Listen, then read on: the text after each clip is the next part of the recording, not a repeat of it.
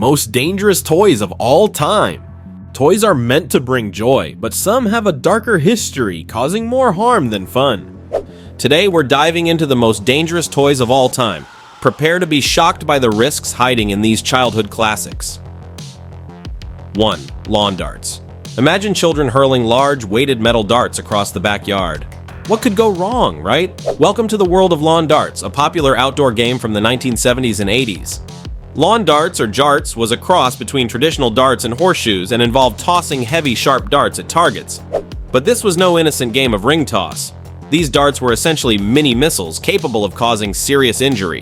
In 1987, tragedy struck a family in California. A 9-year-old boy found his dad's set of lawn darts in the garage and invited his friends over to play. A throw went wild, launching one of these deadly projectiles over the fence.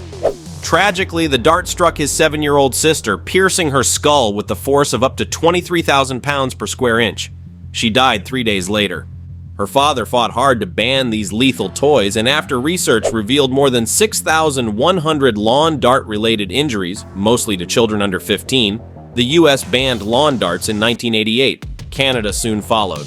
Though a spikeless version exists today, the original lawn darts are a haunting reminder of how dangerous a toy can be. 2. Trampolines. Next up is a toy that's still a staple in many backyards today: trampolines. At first glance, they seem like the perfect source of fun and exercise, allowing kids to bounce high into the air, performing flips and tricks. But ask any parent or homeowner with insurance and they'll tell you trampolines are among the riskiest toys out there. The trampoline was invented in the 1930s by 16-year-old gymnast George Nissen, who was inspired by the safety nets used in circus acts. Nissen's initial design was far from the sturdy backyard trampolines we see today. In fact, it wasn't until years later that the military and NASA started using trampolines to train pilots and astronauts who needed to practice aerial maneuvers and adjust to zero gravity. But trampolines didn't really become a mainstream toy until they started popping up in suburban backyards. That's where the real trouble began. Trampolines are responsible for approximately 100,000 injuries per year, with children being the primary victims. Most of these injuries happen when multiple kids are bouncing at the same time, leading to collisions, falls, and botched stunts. While broken arms and legs are common, more severe injuries can result from kids landing on their heads or necks, sometimes causing permanent spinal damage. Things have gotten even riskier with the rise of trampoline parks, where multiple trampolines are connected in a large indoor arena. These parks attract kids and adults alike, but with the increased size and more participants, injuries have spiked. According to the American Academy of Pediatrics, trampolines should be used with extreme caution, and safety measures like nets and padding are a must. Despite their widespread popularity, trampolines remain one of the most injury-prone toys on the market. 3. Slip and slide. If you grew up in the 60s, 70s, or 80s, chances are you had a slip and slide, or at least knew someone who did. This simple yet ingenious invention was the brainchild of Robert Carrier, who came up with the idea after seeing his kids dangerously sliding down a wet driveway. Determined to create a safer option, Carrier crafted a long strip of vinyl material and sold the concept to Wham-O, the company famous for other backyard staples like the Frisbee and hula hoop. The slip and slide became an instant hit, with more than 300,000 units sold in its first year. The concept was simple. Hook up a garden hose, wet the slide, and let kids run and glide across the slick surface. For kids, it was hours of wet, wild fun, but for adults, it could be deadly. The issue was that adults, who were much heavier than children, often didn't slide smoothly across the vinyl. Instead, they stopped abruptly, causing serious whiplash and neck injuries. In extreme cases, this forward momentum caused broken necks, spinal injuries, quadriplegia, and even death. By the late 1980s, injuries had skyrocketed, with over 5,000 reported accidents in 1988 alone. Despite its popularity, the slip and slide became a symbol of the dangers of summertime toys, with multiple lawsuits resulting in millions of dollars in damages. Today, age restrictions and warnings are clearly printed on the packaging, but the slip and slide remains a lesson in how even simple, innocent toys can cause serious harm if misused. 4. Lead-painted toys. For children in the Victorian era, lead-painted toys were a common sight. From dolls to toy soldiers, lead paint was used on countless toys. But even back then, people knew lead was dangerous. The problem? Manufacturers kept using it anyway because of its durability and vibrant colors.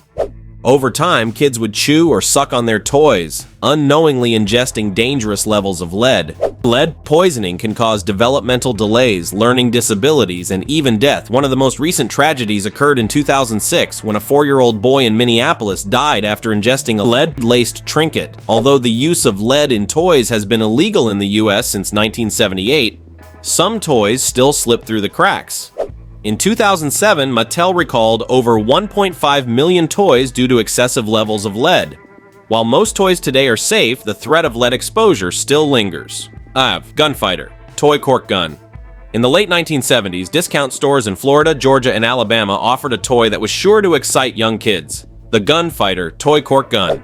It was simple, cheap, and seemed like good, harmless fun. But there was one problem. The gun could be easily dismantled, exposing 2 sharp metal rods hidden under the muzzle. For children, the temptation to take apart their toys is hard to resist, and it wasn't long before kids discovered that removing the plastic plunger caps allowed the metal rods to be shot forward. What should have been a harmless cork gun turned into a potential weapon. One tragic incident in 1977 saw a 3-year-old boy suffer facial injuries after firing the gun with the exposed rods. By 1979, the toy was recalled, but not before it caused multiple injuries. 6. Atomic laboratory kits. In the 1950s, science kits were all the rage, and toy companies were eager to cash in on the excitement of atomic energy. Enter the Gilbert U-238 Atomic Energy Lab, a kit that allowed kids to experiment with real radioactive materials. Yes, you heard that right. This toy came with actual uranium ore. The kit was marketed as an educational tool that would inspire the next generation of scientists. But there was just one catch: radiation. By the time the toy was released in 1950, scientists already knew that radiation exposure could cause serious harm. Yet somehow it was decided that a strongly worded warning on the box was enough to protect children. Thankfully, the Atomic Energy Lab didn't last long. It was pulled from the market in 1951 after selling fewer than 5,000 units. But the fact that a toy like this even existed is a shocking reminder of how far toy safety has come. 7. Zulu Toy Gun. About one of the most infamous toys of the 1960s, the Zulu Toy Gun. The idea was simple. Kids would blow into the gun, propelling a dart or arrow at hurricane speed. What could go wrong? Well, as it turns out, quite a lot. The problem wasn't just the speed of the projectiles, but the fact that kids often inhaled before blowing into the toy.